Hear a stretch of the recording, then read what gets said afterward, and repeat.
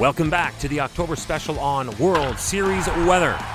October is the time of year where baseball has reached its classic World Series championship, traditionally played outdoors and exposed to all weather elements possible. Now it's the best of 7 to see who is this season's champ.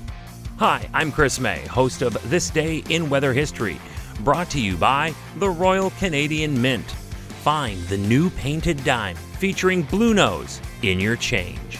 Today, it was the blazing heat when the Los Angeles Dodgers played the Houston Astros in Game 1 to open the 2017 World Series. This day in weather history. Game 1 opened at Dodger Stadium in Chavez Ravine, Los Angeles, California.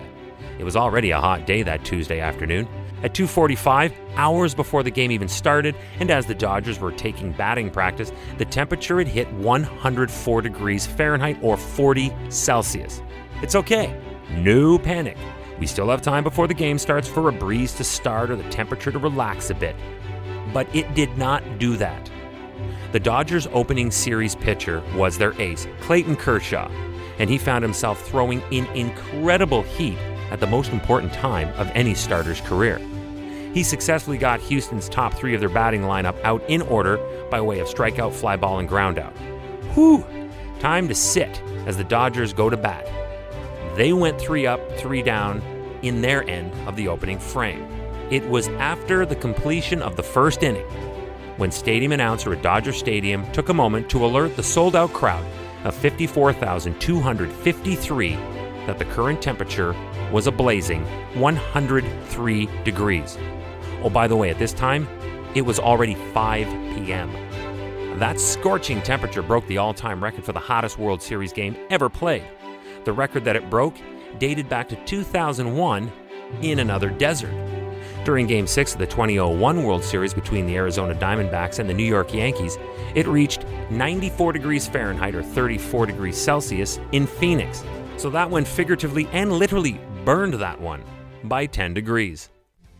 You're listening to This Day in Weather History, a podcast from the Weather Network in Canada, reminding you to check your change for the new painted dime featuring Blue Nose from the Royal Canadian Mint. Game 2 was the next night and was back in the LA desert and again in front of a packed Dodger Stadium crowd of 54,293 fans. And at start time, the temperature was virtually tied with the previous record from Phoenix, Arizona, 93 degrees Fahrenheit or 34 degrees Celsius. And it felt every bit as hot as it was because there was almost no breeze at all. Wind was blowing out to straightaway center field at only 4 miles per hour. That's basically just 6.5 kilometers per hour, and with not a cloud in the sky. It was sunny, but it was searing to the skin. But what about the game itself? We learned on the October 21st edition of this podcast that balls act differently in cold weather. They don't fly as far and tend to die early, acting more as an advantage to the pitcher as a result. Hot weather, you'd expect to be the opposite. Not so fast.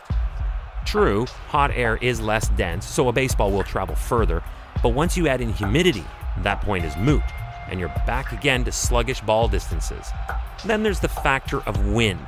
Hot is great, but the wind will still kill it or direct it. So why not look back right now at the box score notes from Games 1 and 2 in Los Angeles. Game 1. At first pitch, 103 degrees Fahrenheit, wind at 3 miles per hour, out to center field, and sunny. Game 2, 93 degrees Fahrenheit at first pitch, wind at 4 miles per hour, out to center field, and sunny. Let's go over the math. The heat is there on both days, and with only a barely appreciable breeze, there is no drag or headwind. To the contrary, it's actually a gentle assist out to the deepest part of the yard. And with it reading sunny, you know that high pressure is firmly in place and therefore virtually no density at all to the atmospheric pressure and therefore optimal for mad flying baseballs. So how did it go?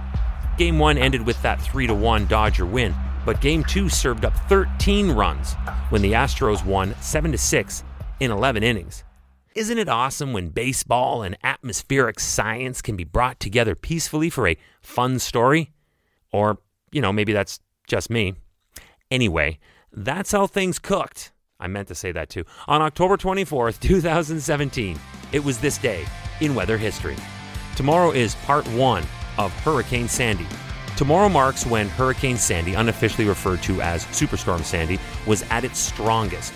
The 29th completes the story when Sandy made landfall in New York, New Jersey, becoming the deadliest and most destructive, as well as the strongest hurricane of the 2012 Atlantic hurricane season.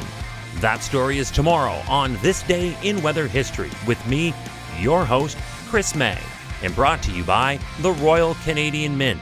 Find the new painted dime featuring Blue Nose in your change. See you tomorrow.